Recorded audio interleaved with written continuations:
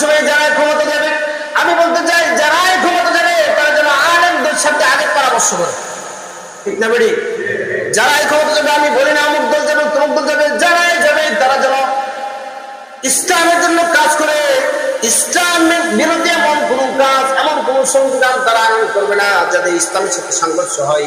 তাহলে যদি তারা আবার ক্ষমতা হিসাব ইসলামের সাথে সংঘর্ষপূর্ণ কোনো ইসলামী কোনো বিধান পালন, ইসলামের সাথে সংঘর্ষপূর্ণ কোনো সংবিধান করে রাষ্ট্র চালানোর জন্য ইসলামকে বাদ দেয়, তাহলে 17 বছর ফ্যাসিস্ট সরকারের যে হাল হয়েছিল তাদেরও একই হাল হবে। কারণ পৃথিবীর ইতিহাসে যারা ইসলামের উপর আঘাত দিছে, কোরআনের উপর আঘাত দিছে, যারা আলেমদেরকে ধরে ধরে হত্যা করছে, তাদের নিশানা নিশ্চিহ্ন পৃথিবী থেকে আল্লাহ পাক মুছায় দিছে। ফেরাউনও মুছায় নাই, ঠিক না বিড়ি আছে?